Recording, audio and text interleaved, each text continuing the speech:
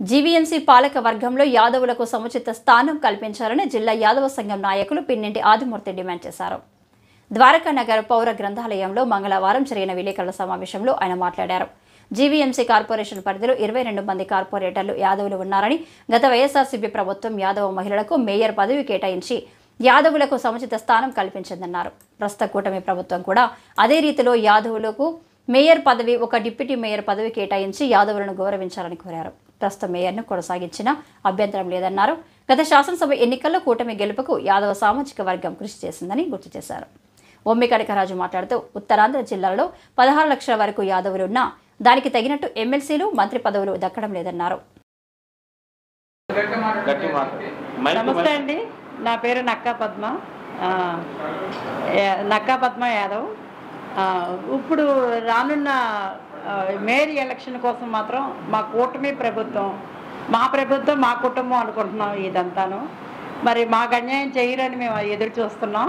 కానీ అలాగని మా యాదవ్స్ 22 సీట్లు గెలిచి అలా రెడీగా ఉన్నాము. కార్పొరేటర్స్ అందరూ పెద్ద పెద్ద పదవుల్లో ఉన్నారు. ఒక్కొక్కరు మా యాదవ్ సంతానం. ఇక కంపల్సరిగా ఈ మేయర్ సీటు మా యాదవులకి ఇవ్వాలని మేము విన్నపించుకుంటున్నాం. ఇదేమి మేము డిమాండ్ చేయట్లా, విన్నపించుకుంటున్నాం. మమ్మల్ని పక్కన పెట్టద్దు దయచేసి. మా యాదవ్స్ చాలా ఎక్కువ మందే ఉన్నాం. విశాఖలో మా యాదవ్స్ మించిన వాళ్ళు ఎవరు లేరు. మా యాదవ్స్ మేము విశాఖపట్నంలో ఎక్కువ ఉన్నాం.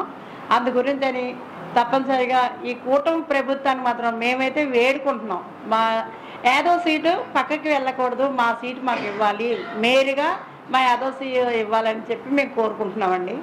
మాది చిన్న కోరిక, అది మన్నించాలి. మా కూటమి ప్రభుత్వం మాత్రం ఇది మా కుటుంబం అనుకుంటున్నాం. టీడీపీ కానీ, జనసేన కానీ, బీజేపీ కానీ ఇది మా కుటుంబంగానే మేము పనిచేసి గెలిపించుకున్నాం, కష్టపడి రాత్రి పగలు. అందుకని మమ్మల్ని మాత్రం దయచేసి పక్కన పెట్టద్దండి, మా యాదవ్స్ని గుర్తించండి. పేరు ఎడ్ల వేణుగోపాలకృష్ణ సుమన్ అంటారు.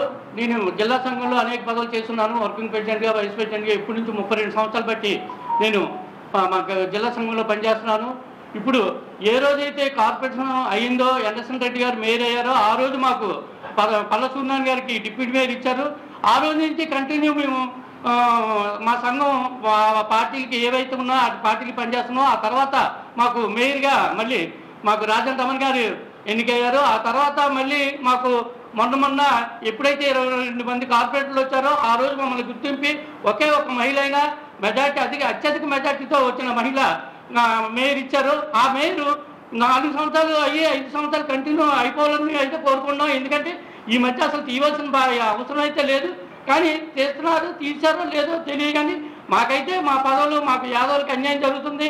అవతల లాస్ట్ టైం అయితే మన పల్లా శ్రీనివాస్ గారికి పదవిలో కొద్దిగా డ్రాప్ అవ్వమని చెప్పి పార్టీలే చెప్పడం జరిగింది. ఈరోజు అత్యధిక మెజార్టీతో మా పల్లా శ్రీనివాస్ గారు ఎన్నికైతే ఆయనకి మనకి ఈయన మన జిల్లా తరఫున నాయకుడిగా ఇచ్చారు, కానీ ఒక మినిస్టర్గా ఇవ్వలేదు. అలాగే మాకు వంశీకృష్ణ శ్రీనివాస్ గారు మేయర్ అవుతారంటే ఆయన అడ్డి ఎక్కడైతే యాదవులు ఎదిగిపోతారని చెప్పేసి ఆయన కూడా అడ్డి ఇలాగా చేయడం, యాదవులకు అన్యాయం చేయడం జరుగుతుంది. మా డిమాండ్ ఏంటంటే మేము అత్యధికంగా ఉన్న యాదవులని మమ్మల్ని గుర్తించి మా పదవులు మాకు ఇప్పించవలసిందిగా డిప్యూటీ మేయర్లు, లేకపోతే మేయర్ ఉన్న పక్షంలో దాన్ని కంటిన్యూ చేసి మిగతా డిప్యూటీ మేయర్లు అవి మిగతా వాళ్ళకి ఇవ్వాల్సిందిగా మేమైతే కోరుకుంటున్నాం. మాకైతే మా పదవి మాకు కావాలి. ఇప్పటికే చాలా అన్యాయం జరుగుతుందని మేమైతే ఈ సంఘం తరఫున డిమాండ్ చేస్తున్నాం.